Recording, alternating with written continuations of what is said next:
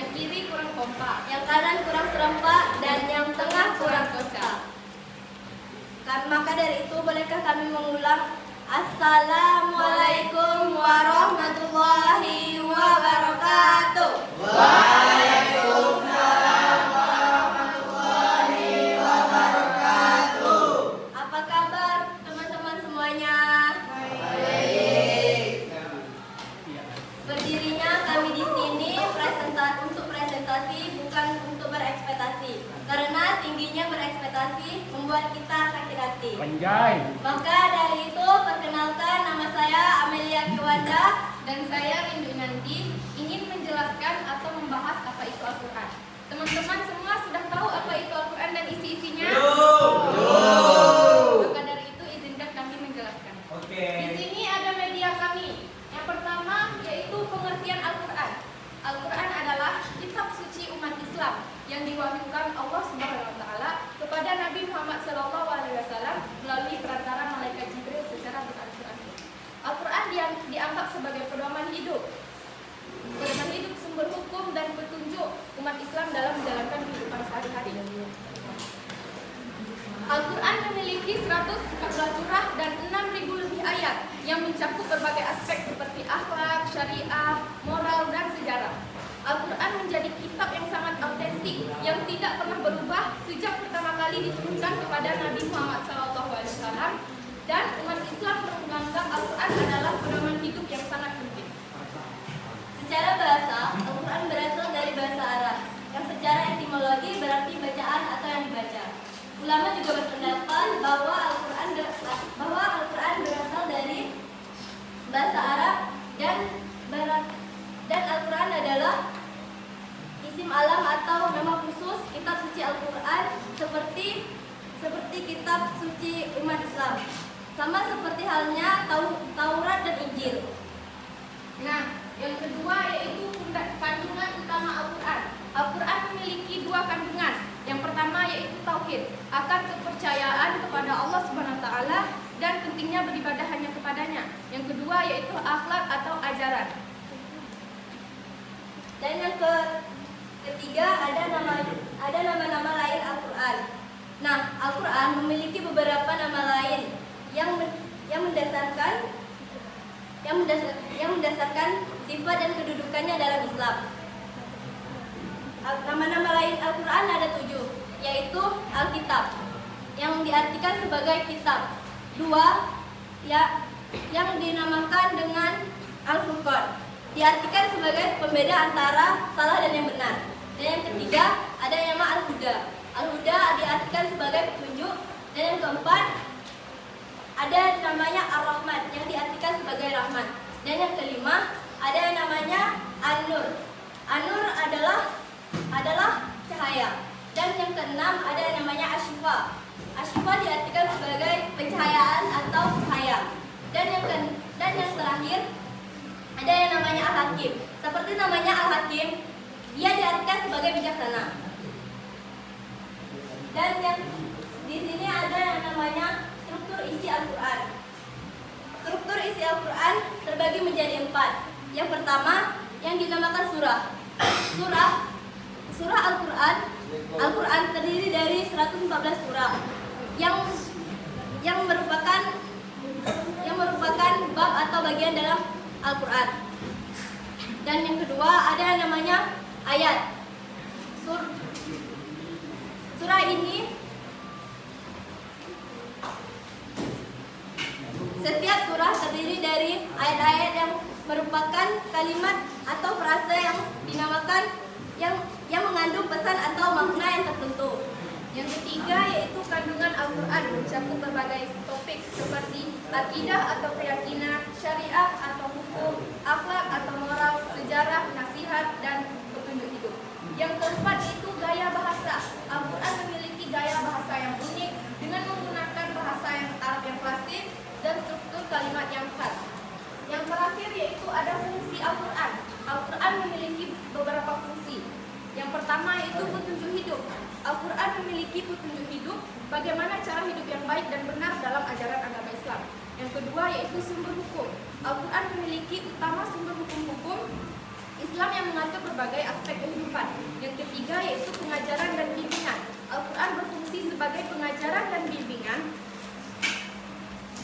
umat manusia dalam memahami agama Islam. Yang keempat yaitu penyembuh hati. Al-Quran dapat menjadi obat orang yang sedang sakit hati atau jiwanya yang gelisah. Yang kelima yaitu kemuliaan dan kebahagiaan.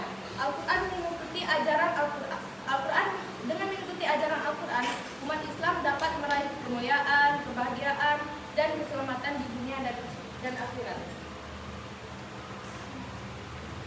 Apakah teman-teman semuanya mengerti yang diperjelaskan kami tadi? Boleh? Siapa yang ingin bertanya boleh bertanya. Jalannya pelan-pelan dulu. Gimana dibilangnya?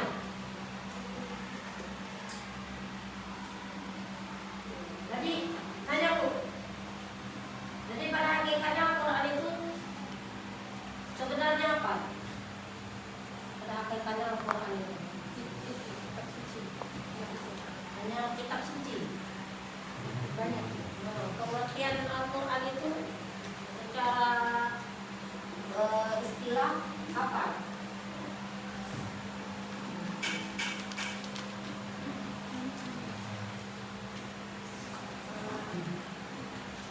Pengertian Al-Quran menurut istilah Pedoman hidup.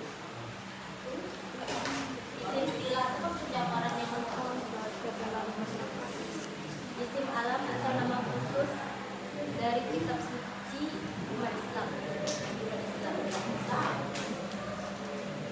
Al-Quran itu sebenarnya apa? Kalamullah. Nah, Kalamullah kemudian kan ada penjelasan dalam Al-Quran.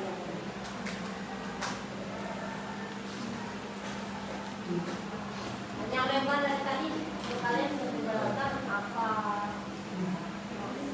arti Al-Quran itu sebelumnya. Betul tadi kalau apa? Apa aja?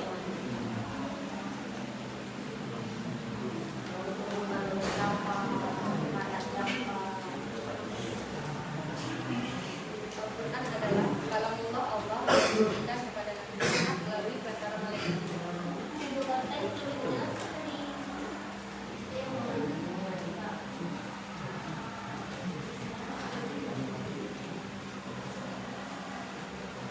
Bahwa penjelasan tadi dapat disimpulkan Al-Quran adalah kitab suci yang lengkap dan komprehensif, memberi petunjuk dan pedoman bagi manusia dalam segala aspek kehidupan. Dan dengan memahami dan mengamalkan ajaran Al-Quran, umat Islam dapat meraih kebahagiaan di dunia dan di akhirat.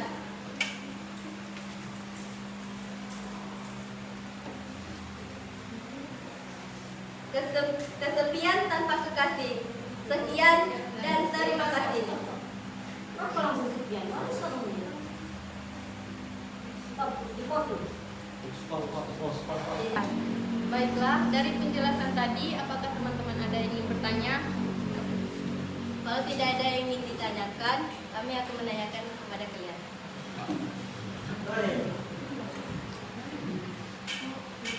Tadi kan Al-Quran itu sebagai pedoman atau juga membimbing manusia. Bagaimana caranya itu Al-Quran dapat membimbing manusia menjadi pedoman manusia itu caranya itu gimana? Upayanya Yang kalian lihat.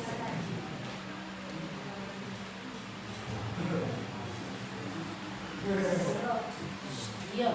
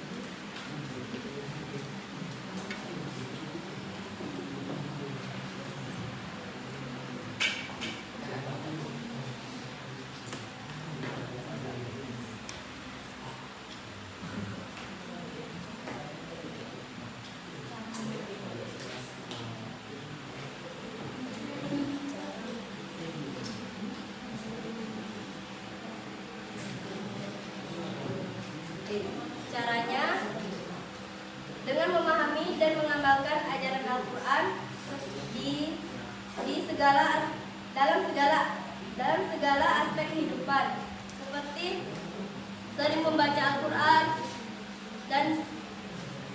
dan mengamalkan Al-Quran. Bukan, maksudnya itu kan tadi kan Al-Quran itu sebagai pedoman atau pembimbing manusia. Cara Al-Quran itu maksudnya itu bisa membimbing manusia itu gimana? Bukan manusia yang membimbing dirinya untuk jadi lebih baik.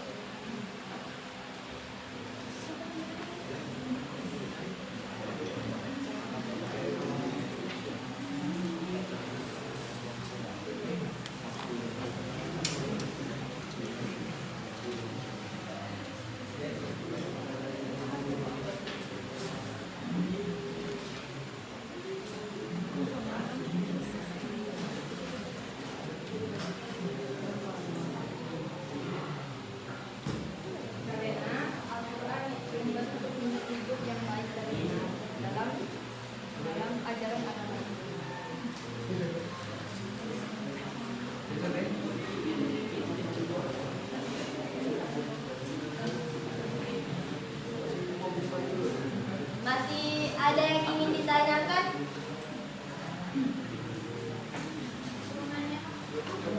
Ya. Bagaimana cara kalian memahami Al-Quran itu sendiri dan jadikan pedoman hidup kalian? Cara kalian memahaminya? Cara kami memahaminya yaitu membacanya setiap hari dan mengamalkannya di kehidupan sehari-hari seperti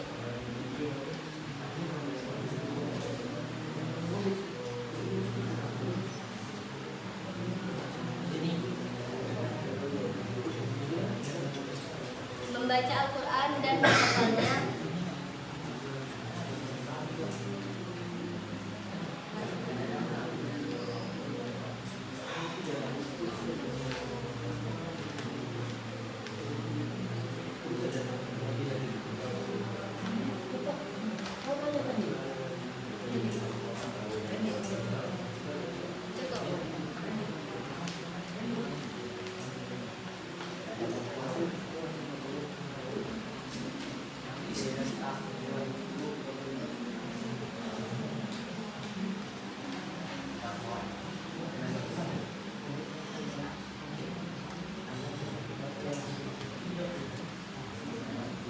Apakah teman-teman semua masih ingat yang saya jelaskan atau saya sebutkan nama-nama lain dari Al-Quran?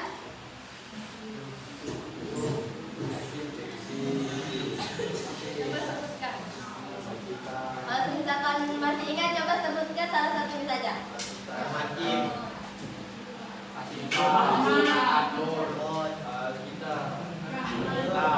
Kalau Al-Ashifa artinya apa? Bukan.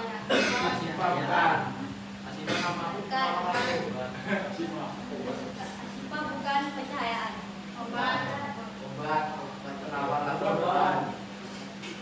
Ashifa diartikan sebagai penyembuh atau obat. Selain Ashifa apa saja?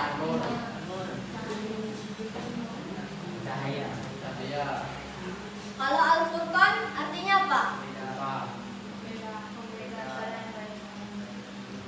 Ya, Al-Furqan artinya pembeda antara benar dan salah. Kalau Al-Huda? Al-Huda artinya?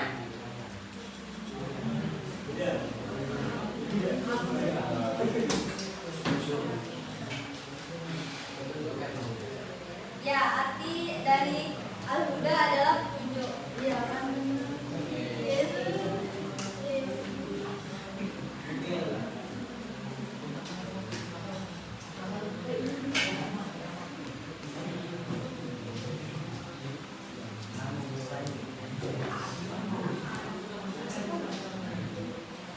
Silakan, ada yang ingin ditanyakan lagi? ya enggak. Iya. Bagaimana cara mencintai Al-Quran dalam kehidupan sehari-hari? Sama seperti Naila tadi pertanyaannya.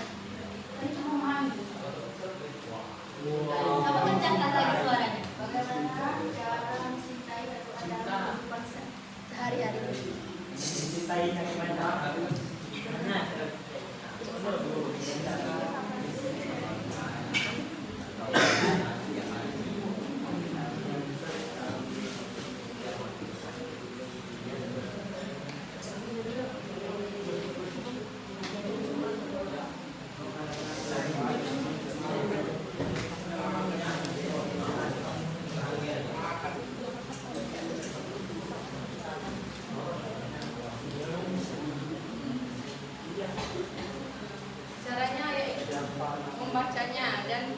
diingat di hati.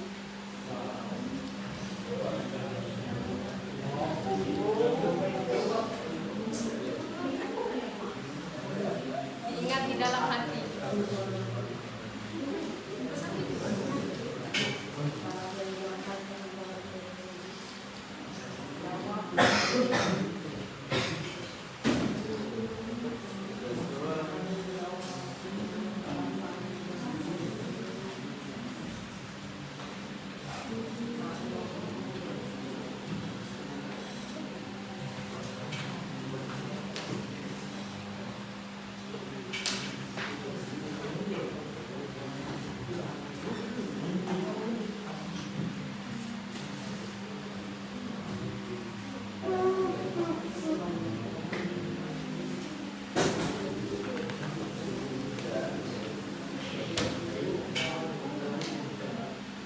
Apakah teman-teman masih ingat apa saja fungsi dari Al-Quran?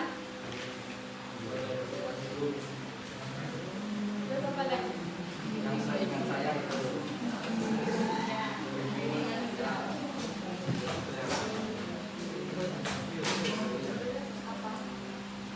bagaimana cara kalian mengamalkan apa saja yang diajarkan oleh Al-Quran pada kehidupan yang lain?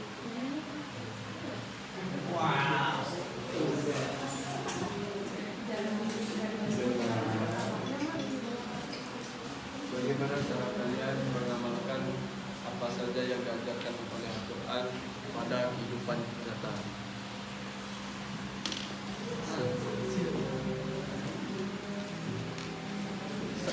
satu ya, satu.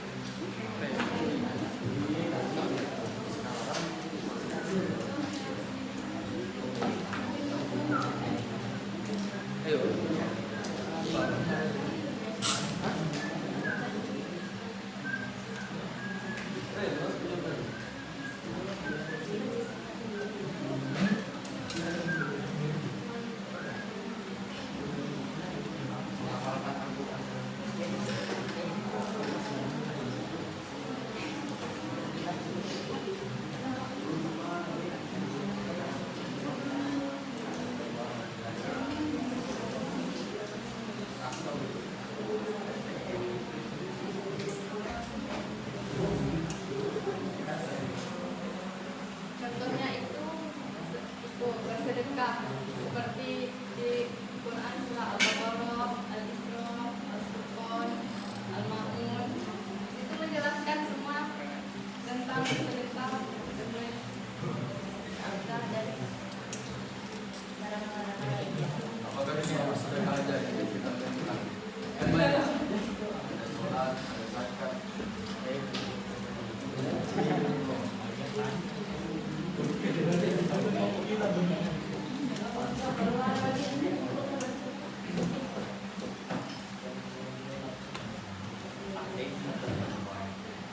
Jadi itu saja penyampaian dan pertanyaan dari kami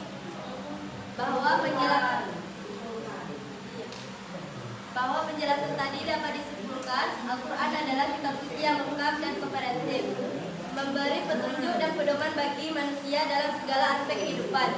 Dengan memahami dan mengamalkan ajaran Al-Quran, umat manusia dapat meraih kebahagiaan dunia dan di akhirat. Kesepian tanpa kekasih. Sekian dan terima kasih. Terima kasih atas atensinya. Kami kelompok 1 pamit. Sampai jumpa di presentasi selanjutnya. Assalamualaikum warahmatullahi